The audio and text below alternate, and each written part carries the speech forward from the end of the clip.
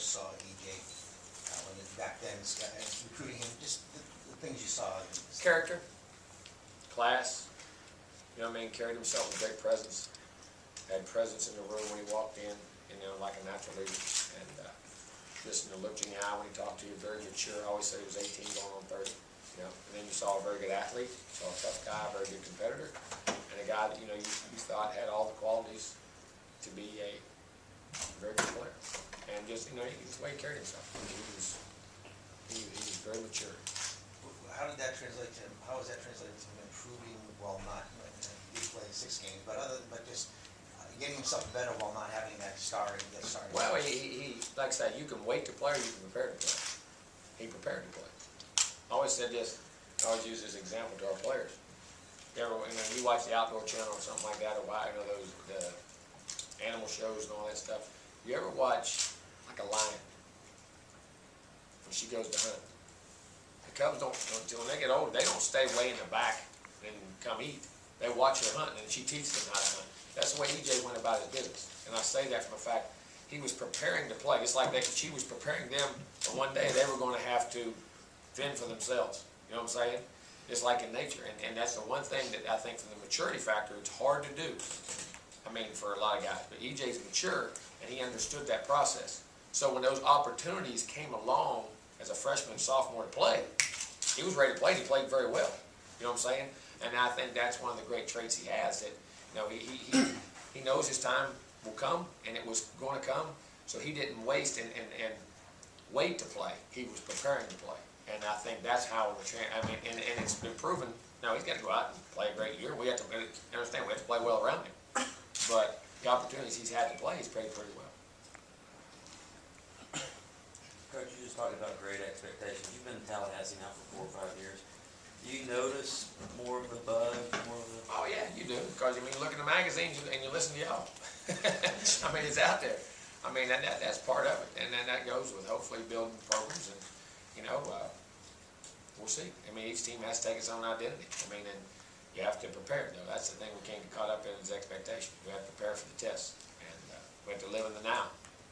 What are you doing right now to prepare for what's coming on in the fall? And I think that's where our teams right now, for the main part, we've practiced hard and done good things. We haven't always been perfect, but our effort and our mentality has been good. The LSU National Championship team that you were an assistant coach on, was it as well-rounded when you consider all 3 areas, special teams, offense, and defense, talent-wise, as what you have right now? It was a national championship team. This team isn't that national championship team. This team has a lot to prove and a lot to where it's going to go. That's a whole different entity and a whole different time. Is your level of talent, are you comfortable that you're anywhere near that? We'll have to wait and see. I have no idea. We'll see how this team develops.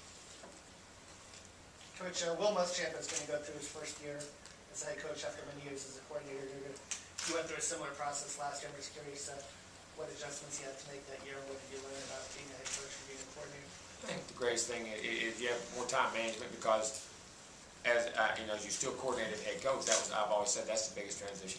That you're a face of the organization and you have to touch all parts of your program. From not just being with the offense, but being with the defense, being with the special teams, being with alumni, being with boosters, being with media, and you have to understand the role in which you're in. But time management, I think, from that standpoint is generally, and it's like everybody knows what to do. It's just, can you get to when you're going to do it, how you're going to do it, and we all learn every year. As a coach, you learn every year the do's and don'ts, and no one's perfect. And hopefully you can eliminate the mistakes that you do.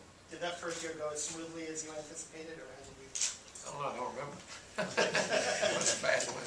You don't remember. It was well, because I think our administration did a great job. Our players did a great job. All the support staff did a great job of working hard and keeping things in perspective as far as that we're here for the kids and how we got to do things. So from that standpoint, hopefully we'll make some mistakes. Went well. Jimbo, you got a bevy of running backs out there. I don't know how you keep them all happy, but are you going to have different situations for different guys that they really fit? We'll see. I think the thing I like about our backs is that I think all of them are very versatile. I think they all pass block well. I think they catch the ball. I think they run the ball. So I don't know if it's what you call specialists. You know what I'm saying? I think when you do become specialized like that, also you tip off a lot of things you're gonna do on offense. I think you become very predictable. So I'd rather have guys that have a ability to do all things, but I mean, each guy will do, they have strengths and weaknesses, and we'll try to feature them, that's for sure. I mean, we have to feature the strengths and eliminate the weaknesses, and we'll have to see.